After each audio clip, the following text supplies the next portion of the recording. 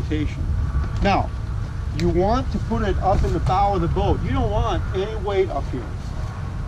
And you want very, very little weight in the stern. The same thing goes on the stern. Now, I have not found, there are some inflatable stern bags that I'm thinking about getting for the stern of my boat. I do other things back there. But in a kayak, I would have a bow bag and a stern bag. And both of them need to be filled with something.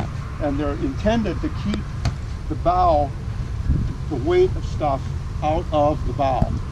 So you definitely want to have that as your first item in there. Then we're going to talk about, what is this huge bag? Oh, it's my bivy bag, pad, pillow.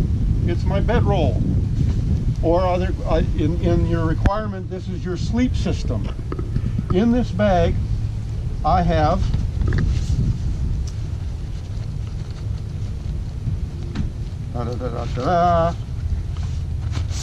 another bag. Double bag anything that's important. Sometimes I triple bag stuff. I've been known to quadruple bag stuff. If you include a Ziploc bag as one of them, you know.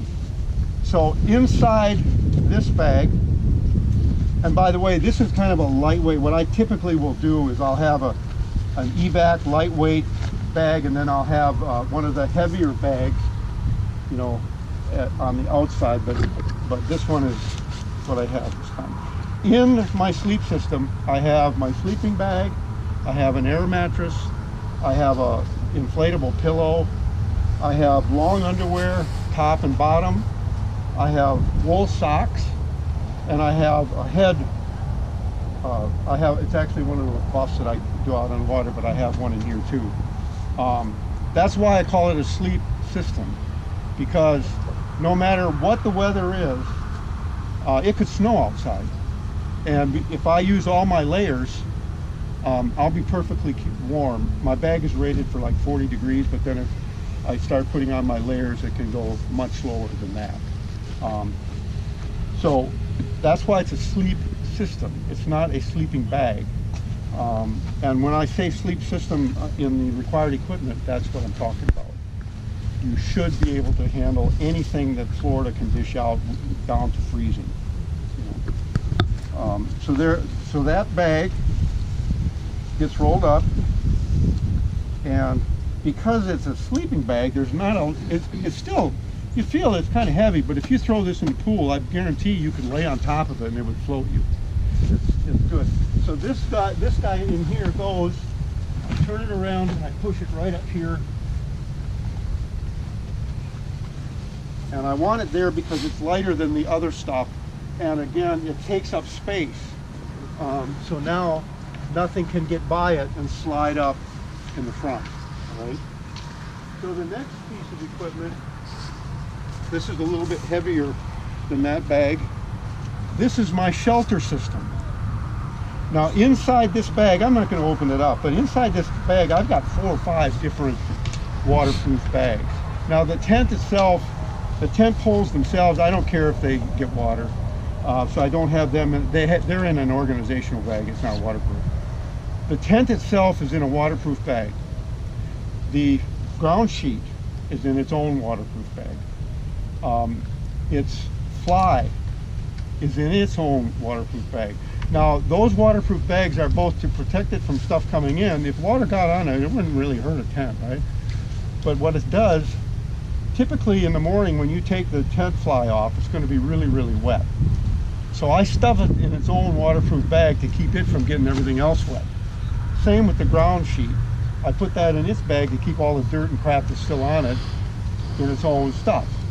I've got a tent stake bag in here that's not waterproof, but anyway, if this bag floods, there's enough waterproof stuff. Oh, in addition to my tent, I also have a very small tarp that's just big enough. If it's pouring down rain and you can set up a tarp before you set up your tent, it's a lot easier. So I carry a tarp and a tent. Sometimes I carry a full hammock, a camping hammock too.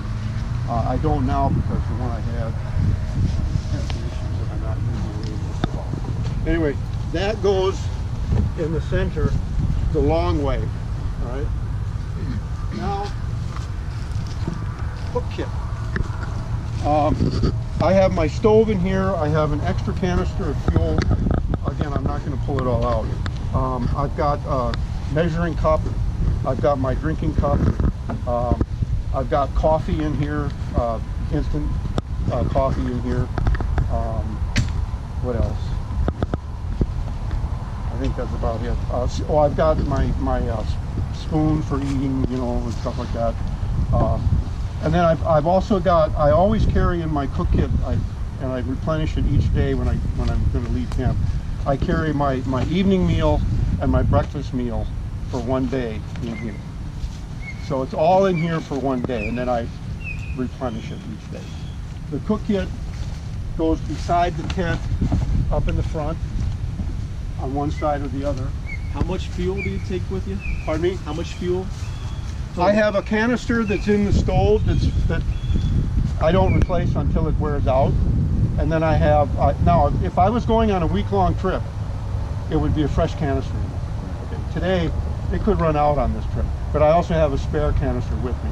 So I always have 2 canisters. If I was on a longer trip, maybe I'd have 3. For the but challenge? I don't use the stove that much, honestly. It takes a minute to boil enough, well, maybe 2, I don't know. But a very short, it's a what is that, a boil, what is it? Jet boil? It's a jet boil. It takes very little time to heat up enough water to put in my Pro Pack freeze-dried meal at night.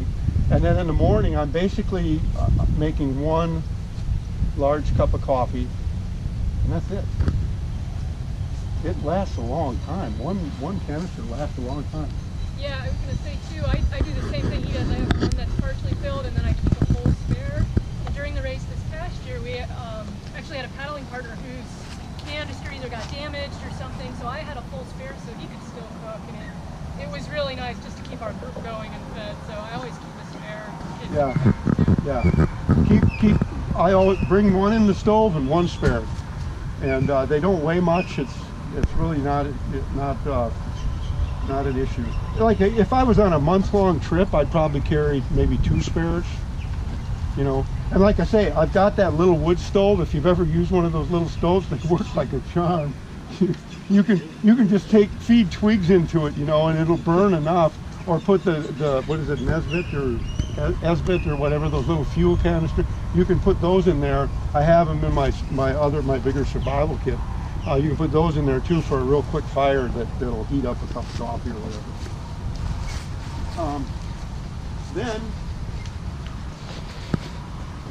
very important piece of gear, your sacrosanct clothing. Now, what do I mean by sacrosanct? And by the way, double bag, no problem. Sacrosanct means you never, ever, under any circumstances, take anything out of this bag and wear it when you're going to go out on the water. You can wear it in camp if you need it. In here, I have long pants. I've got a shirt. I've got a pair of underwear. I've got a pair of socks. And I've got a pair of shorts in addition to the long pants. Sometimes you can get pants that unzip, but right now I have actual pair of shorts and a pair of long pants. I also have a Frog Togs rain pants and Frog Togs jacket. Now, if I ever have to use the Frog Togs rain pants and jacket, they would not go back in this bag after I was done using it. And a lot of times I never even open this bag. Okay? But you got to have a bag, this double bag that has something in it that if you come in and you've capsized and you're drenching wet, that you can have dry clothes to get into, and you never take them out in the kayak. I know of a guy in the Everglades who put on his last pair of dry clothes, and then as he was getting in his canoe, fell over and got completely drenched in his last pair of dry clothes. This was about 20 years ago, but it happened. Don't do that. Even if you have to put wet clothes on again, which a lot of the times you do, that is what you do, okay? So this goes in I actually keep a pair And I of slide this, spare dry stuff vacuum sealed.